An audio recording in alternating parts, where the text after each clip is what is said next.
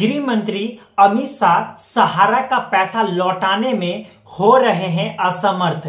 ऐसा क्या कारण है जिस वजह से 90% से भी अधिक निवेशकों को पैसा लौटाने से किया इनकार। अभी आप ये पेपर देख रहे हैं, ये पेपर सहारा रिफंड पोर्टल से डाउनलोड किया गया है। स्टेटस में डिफिशिएंसी कम्युनिकेटेड लिखा गया था, जिसमें बताया गया है कमी क्या है।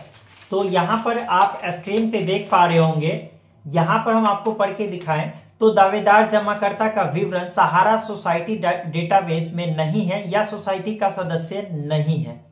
दावेदार जमाकर्ता का विवरण सहारा सोसाइटी में मैच नहीं हो रहा है, डेटाबेस में नहीं है। ठीक है, जो डेटाबेस है सहारा के पास, अभी जो वेबसाइट है उसके पास, उसके डेटा में नहीं है, या तो ये सदस्य ही गलत है।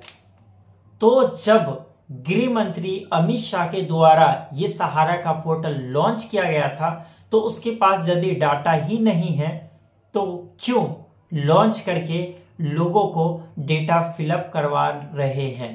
सेकंड आपको हम दिखाएं तो सेकंड में एक एप्लीकेशन है जिसमें जमाकर्ता द्वारा समिति में एक से अधिक सदस्यता ली गई है, अतः केवल प्रथम सदस्यता से संबंधित दावे ही संसाधित किए जाएंगे।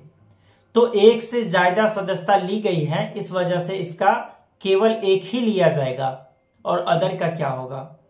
ऐसा होता था कि मेंबरशिप जो बनाया जाता था सहारा के ऑफिस में, तो एक ही मेंबरशिप बनाना था, लेकिन एजेंट के थ्रू और ऑफिस में जो कर्मचारी बैठते थे उसके थ्रू काफी ज्यादा मेंबरशिप बना दिया जाता था। वो गलत है, जो अभी खुलासा हो रहा है उस चीजों को।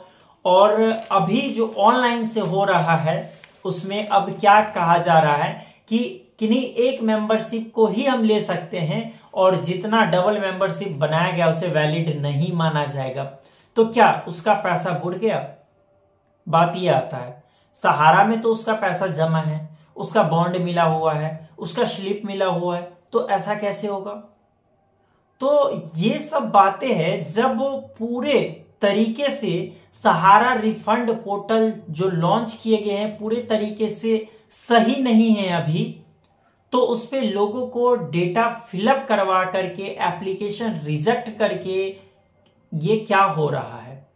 बताया गया कि 45 डेज के अंदर आपका पैसा रिफंड हो जाएगा। 45 डेज के बाद 3-3 महीने तक एप्लीकेशन पेंडिंग रहता है, 3-3 महीने तक एप्लीकेशन पेंडिंग रहता है। और यहां पे बताया गया था कि 30 दिन के अंदर एप्लीकेशन का स्टेटस बता दिया जाएगा कि आपका पास हुआ है कि आपका रिजेक्ट हुआ है, और 15 दिन के अंदर फिर आपको पैसा मिल जाएगा। तो 45 डेज के अंदर तो ये प्रक्रिया ना होता है, 3-3 महीने पे होता है। और जितने भी एप्लीकेशन रिजेक्ट हो रहे हैं उसके कोई मायने ही नहीं बनता रिजेक्ट करने का।